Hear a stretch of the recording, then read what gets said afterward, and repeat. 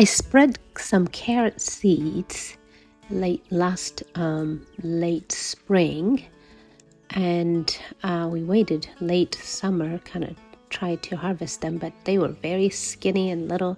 So I said, you know what, let's just leave them there, the whole summer and winter and see what happens.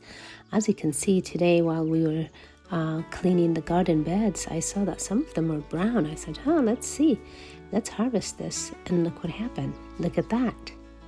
This is our first harvest of carrots, and it looks amazing. I was so happy to see this, and I see that we have multiple of them, so I'm going to get the girls to harvest those. So I went ahead and washed it. I wanted to try it. It smelled so fresh. You can smell the carrot before you eat it. It is very crunchy, not very sweet, and not very, like water tasting. It's just amazing. And the smell is just amazing. While you're eating it, you're smelling how fresh the carrot is. So I really like that. Have you guys ever grown carrots? Have you had fresh carrots before?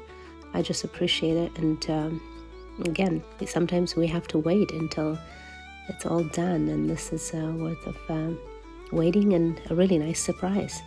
All right, let me know if you do garden and what are you growing? Or what will you be growing this next season?